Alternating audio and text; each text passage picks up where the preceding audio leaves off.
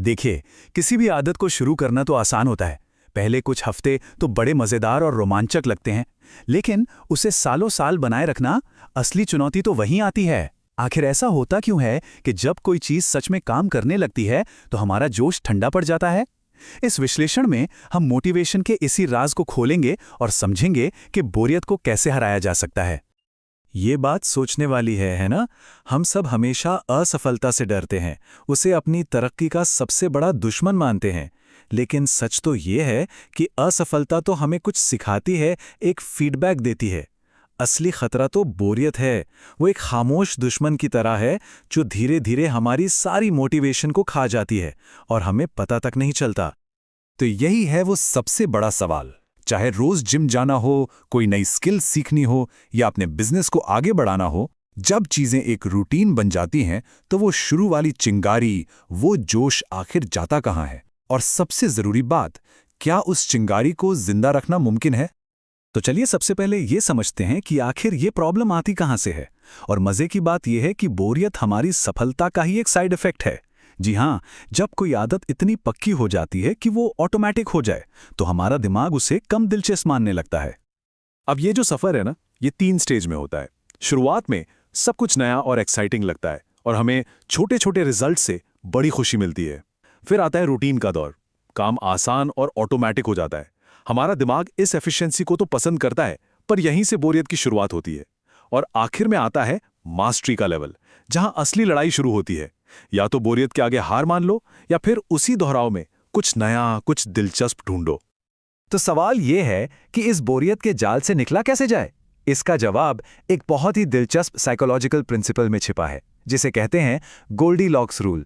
ये हमें मोटिवेशन का वो स्वीट स्पॉट खोजने में मदद करता है जो हमें किसी भी काम से लंबे समय तक जोड़े रखता है।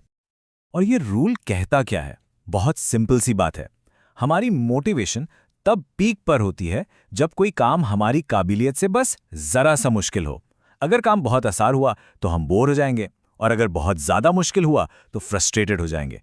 हमें वो काम चाहिए जो एकदम सही हो। लेकिन ये एकदम सही चुनौती को नापें कैसे? क्या कोई फॉर्मूला है इसका? आपको शायद यकीन न हो, पर हाँ है। रिसर्चर्स ने एक मैजिक नंबर खोज निकाला है, और वो नंबर है 4%। हमारी मोटिवेशन तब टॉप पर होती है जब कोई काम हमारी मौजूदा काबिलियत से ठीक 4% ज्यादा चैलेंजिंग हो। ये टेबल एकदम साफ साफ दिखाती है कि ये काम कैसे करता है। अगर चुनौती बहुत कम है तो हम बोर हो जाते हैं, अगर ये बहुत ज़्यादा है तो हम तनाव और निराशा में डूब जाते हैं। लेकिन जब चुनौती ठीक 4% ज़्यादा होती है, तब हम उस कमाल की स्टेट में पहुंचते हैं जिसे फ्लो कहते हैं। ये वो अवस्था है जब आप काम में इतने डूब जाते हैं कि समय का पता ही नहीं चलता। अब ये सारी थ्योरी सुनने में तो अच्छी लगती है, पर असल दुनिया में ये कैसी दिखती है? इसके लिए चलिए मशहूर कॉमेडियन स्टीव मार्टिन की कहानी को देखते हैं, जो इस रूल का एक जीता जागता उदाहरण है। रातों रात मिलने वाली सफलता एक बहुत बड़ा मिथक है। स्टीव मार्टिन को कॉमेडी का किंग बनने में पूरे 18 साल लगे। सोचिए, उनके करियर के पहले 10 साल तो सिर्फ सीखने और हजारों बार प्रैक्टिस करने में गए। उसके बाद अगले 4 साल अपनी कला को निखारने में, और तब जाकर कहीं आखिरी के 4 सालों में उन्हें वो सक्सेस मिली जिसके लिए हम आज उन्हें जानते हैं। तो 18 साल तक उन्होंने खुद को मोटिवेटेड कैसे रखा? उन्होंने अनजाने में ही गोल्डीलॉक्स रूल को फॉलो किया। हर साल वो अपने एक्ट में सिर्फ 1 या 2 मिनट का नया मजाक जोड़ते थे। ये थी उनकी 4% वाली चुनौती। और बाकी का शो वो पुराना आजमाया हुआ था जो दर्शकों को हंसाता ही था। ये था उनका इनाम। चुनौती और इनाम का यही बैलेंस उनकी लगातार तरक्की का राज था।